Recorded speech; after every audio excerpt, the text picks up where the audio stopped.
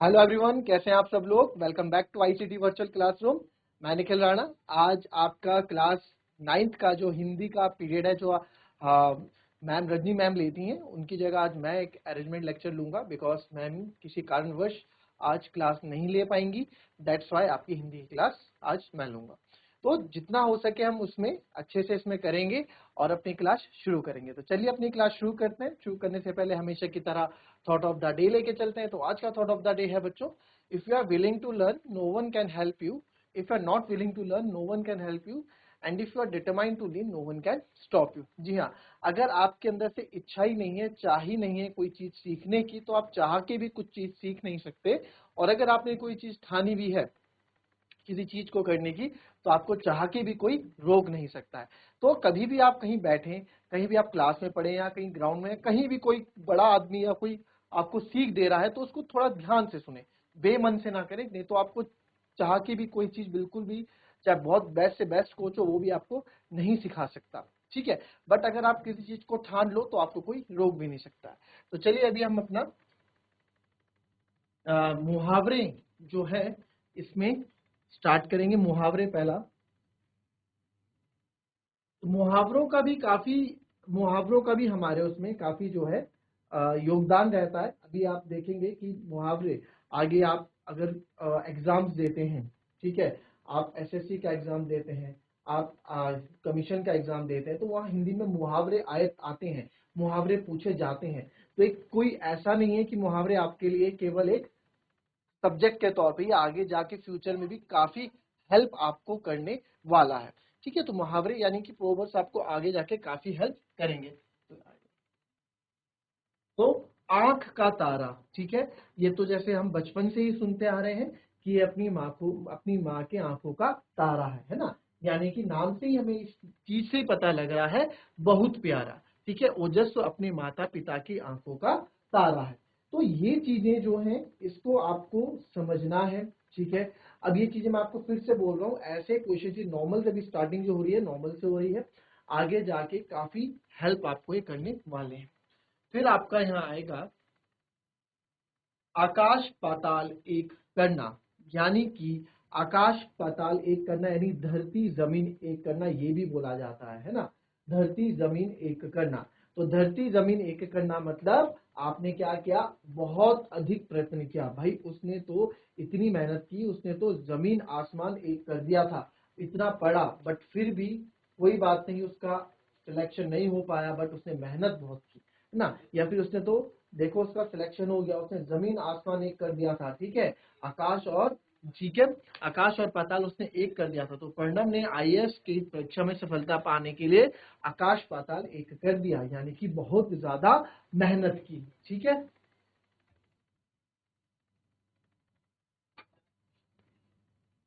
फिर आता है अंधे की लकड़ी, यानी कि अब आप नाम से ही समझो अंधे की लकड़ी क्या काम करती है। देखिए, कभी कभी जो मुहावरे होते हैं ना, हमें समझ में कभी कभार ऐसे एग्जाम से पूछ लिए जाएंगे मुहावरे आपसे कि आपको चीजें समझ में नहीं आएंगी। ठीक है, कभी चीजें आपको समझ में नहीं आएंगी, यार ये अलग से मुहावरा हमारे पास आ गया। तो मुहावरे को आप क्या करो, उसको उनकी वर्डिंग से पकड़ो। अंधे की लकड़ी, अंधे की लकड़ी क्या कर सकती है, अंधे की लकड़ी अंधे को सहारा दे सकती है, रास्ता बता सकती है। तो वही चीज यहाँ आता है, असहाय व्यक्ति का एकमात्र सहारा। तो अंधे की लकड़ी का मतलब यहाँ वो नहीं है केवल अंधे से, यानी असहाय व्यक्ति। ठीक है, असहाय, यार ये व्यक्ति बहुत असहाय है, इसके पास केवल इसकी नौकरी का ही सहारा है जो ये करता है, जिससे अपना जीवन व्यापन करता है। तो यहाँ पे भी इसको हम यूज कर सकते हैं। ठीक है, तो अंधे की लकड़ी यानी कि असहाय व्यक्ति का एकमात्र सहारा। श्रवण कुमार अपने माता पिता की अंधे की लकड़ी थे। इसका मतलब ये नहीं कि उनके माता पिता अंधे थे, अंधे की लकड़ी का मतलब एकमात्र सहारा थे, एकमात्र होप थे। ठीक है, फिर आते हैं आग बबूला होना। नाम से ही पता लग रहा है आपको, आग बबूला होना यानी कितना आग बबूला हो गया, कितना मतलब गुस्सा है ना, बहुत क्रोधित होना, अति क्रोधित हो जाना। एक होता है सिंपल गुस्सा होना, है ना, एक होता है आग बबूला होना, बिल्कुल आग जैसे आग बबूला आप हो रहे हैं, तो वो आग बबूला हो जाते हैं। तो यानी कि पेड़ काट जाने की खबर सुनकर आग बबूला हो गए। तो लोगों को जब पता लगा पेड़ काटे जा रहे हैं तो आग बबूला हो गए। ठीक है, ईंट से ईंट बजाना। अब ईंट से ईंट बजाना मतलब ईंट से ईंट जब बजाई जाती है तो क्या हो जाता है, ईंट से ईंट जब बजाई जाती है तो ठीक है बहुत नुकसान नष्ट कर देते हैं। तो हमने क्या किया, देखो नष्ट भ्रष्ट करना, किसी भी चीज को नष्ट भ्रष्ट करना को हम बोलते हैं ईंट से ईंट बजाना। तो क्या हमने भाई इसकी ईंट से ईंट बजा दी, इसने इसकी ईंट से ईंट बजा दी, इसने कबड्डी में इस टीम ने इसकी ईंट से ईंट बजा दी, यानी कि उनको बिल्कुल नष्ट भ्रष्ट कर दिया, बिल्कुल इतने पॉइंट से हराया कि दूर दूर तक कोई वो नहीं था। तो जैसे भारतीय वायुसेना ने शत्रु की ईंट से ईंट बजा दी, है ना। ये हो गया। तो पहले इसको लिख लीजिए आप, ठीक है, इनको लिख लीजिए अभी फटाफट। चलिए बहुत मददगार ये साबित होंगे आपको, लिखिए।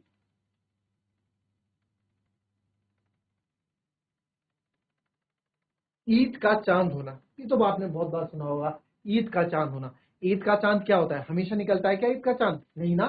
साल में एक बार निकलता है ईद का चांद, छुट्टी भी होती है उस दिन, जिसकी ईद का चांद, यानी कि ईद का चांद निकला है काफी समय बाद आपने किसी को देखना है, बहुत दिनों के बाद किसी का आपको आपको मतलब किसी का आपको मिलना, या बहुत दिनों बाद आपने किसी को देखा हो, ठीक है। तो यही चीज है कि बहुत दिनों के बाद मिलना। आप ना देखो मुहावरे भी ना आप रिलेट करोगे चीजों को तो बहुत इजीली से आप उसको समझ सकते हो।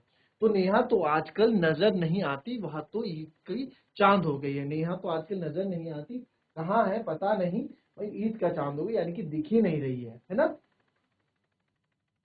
कलई खुलना, ठीक है, कलई खुलना, कलई खुलना, कलाई में, अच्छा कलाई में आप ये देखें कलई खुलना, तो कलई हम जब पकड़ते हैं ये भी कलई के अंदर आ जाता है। तो जब कलई खुलना यानी कि इसके साथ काफी रहस्य खुल जाते हैं, इसके अंदर जो रहस्य हमारे होते हैं, कलई खुलना मतलब किसी का रहस्य खुलना, ठीक है।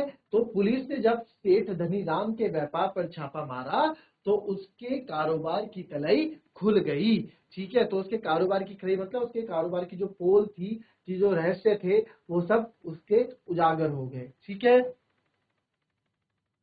कान भरना, ठीक है, ये तो बहुत ही नॉर्मल है, कान भरना, है ना, हमने सुना भी होगा, मेरा कान मत भरो तुम, ठीक है, तुम मम्मी के कान मत भरो, तुम पापा के कान मत भरो मेरे खिलाफ।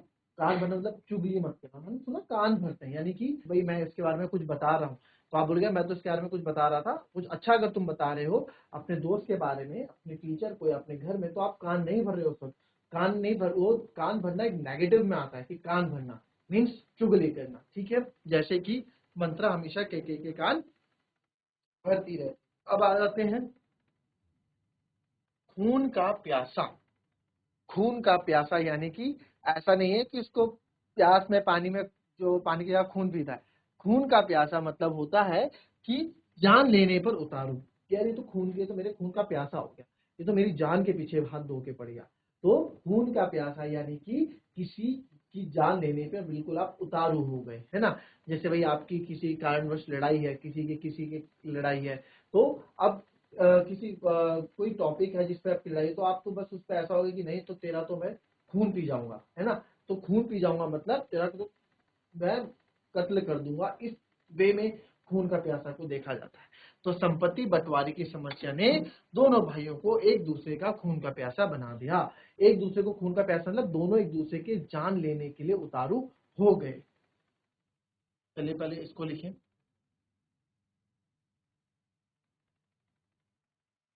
चलिए नेक्स्ट आ जाते हैं अब। 9 2 11 हो जाना, ठीक है, 9 2 11 मतलब 9 2 11, 9 2 11 हो जाना यानी कि बिल्कुल भाग जाना, बिल्कुल मतलब भाग जाना, 9 2 11 हो गया। वहां कुत्ते को देख के 9 2 11 हो गए, मतलब भाग गया कुत्ते को देख के। या फिर चोर जो है, चोर जैसे यहाँ लिखा है, गांव वालों को देखते ही चोर 9 2 11 हो गए, यानी कि एकदम भाग गए, ठीक है। तो बहुत सिंपल सा आपके पास मुहावरा यहाँ पे है। कानाफूसी करना, कानाफूसी जैसे बोलते हैं ना, हम कहीं बैठे में लोगों के बीच में, आपकी फैमिली लोग, फैमिली के लोग बैठे हैं, ऑफिस के बैठे हैं, या फिर आपकी क्लास बैठी है, तो कोई लोग बिल्कुल आपस ऐसे बात करते हैं, कान में कान डाल के, तो बोलते हैं भाई तुम क्या कानाफूसी कर रहे हो। कानाफूसी का मतलब क्या धीरे धीरे बात कर रहे हो, क्या उसके कान में जाके जाके बोल रहा है, भाई क्या कान में जा जाके बोल रहा है, यानी क्या कानाफूसी कर रहे हो।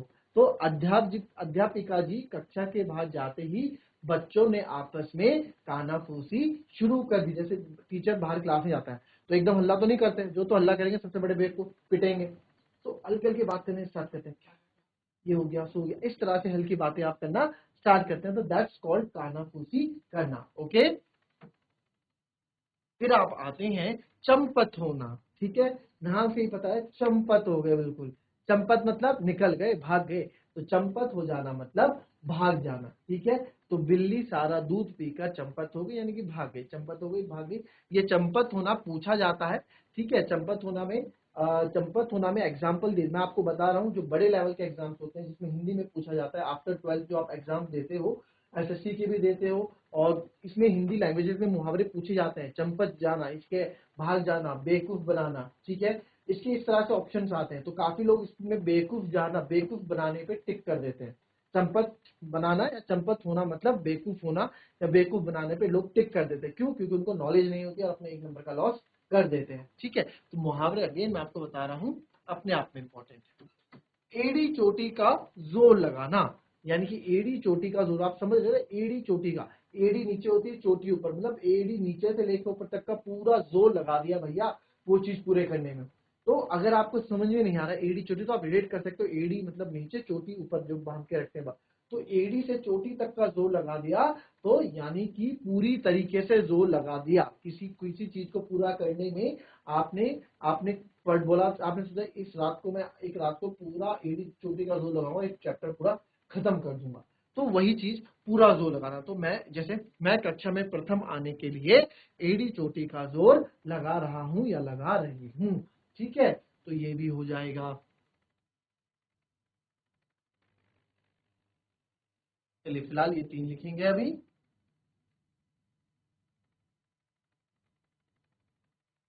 मुंह में पानी आना, ये तो आप सबको पता है यार, मुंह में पानी है, कोई लजीज सा पकवान आपके सामने है, आपकी फेवरेट डिश आपके सामने है, तो आपको खुद मुंह में पानी आ जाता है, यानी कि लालच आ जाना है ना, लालच पैदा हो जाना किसी चीज को।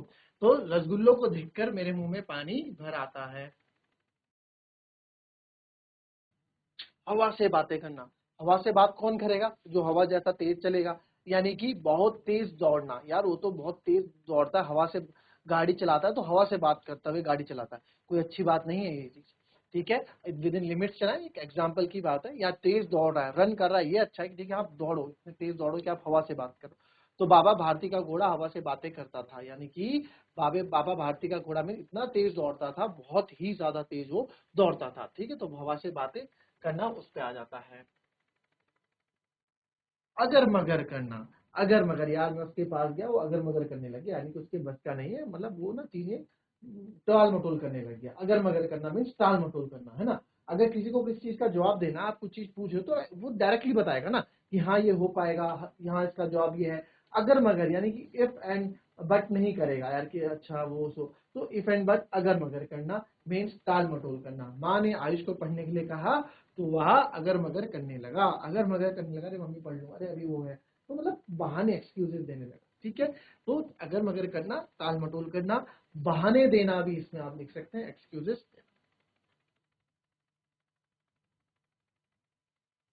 काम तमाम करना, ये तो काम तमाम करना मीन्स खत्म कर देना, मार डालना, ठीक है। तो सिंपल से आपको पता है।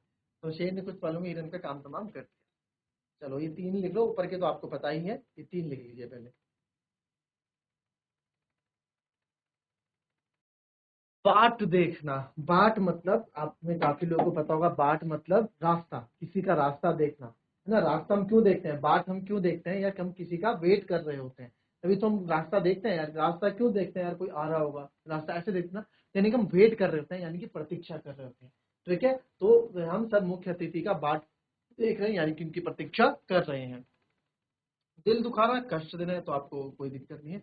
बाल बांका ना होना, तो बाल बांका ना होना, बाल बांका ना होना मतलब कुछ भी नहीं हो सकता, जरा सा भी नुकसान नहीं होने देना किसी भी चीज का, तो वो बाल बांका ना होना होता है ना। जैसे बोलती है कि माँ बोलती है कि माँ अपने पुत्र का बाल भी बांका नहीं होने देगी, है ना, ना होने देती है।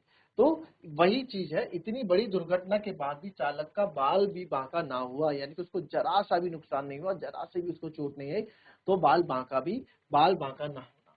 फिर कान पकना, कान पकना मीन्स, कान पकना मतलब कोई, मतलब जिससे हम बोर हो जाते हैं, उब जाते हैं, या पक पक कर रही है, बोल रही है, बस बोले जा रहा है, कोई बोले जा रही है, यानी कि हम बोर हो रहे हैं, या फिर कोई ऐसी मूवी लगी है जो हमारे, जिससे हमारे कान पका दिए, यानी कि बोर कर दिया, मतलब इरिटेटिंग, अब सुना नहीं जा रहा है, यानी कान पक गया, सुना नहीं जा रहा है, तो मीन्स कान पकना मीन्स उब जाना, यानी बोर हो जाना, ठीक है। तो भी लिख लीजिए।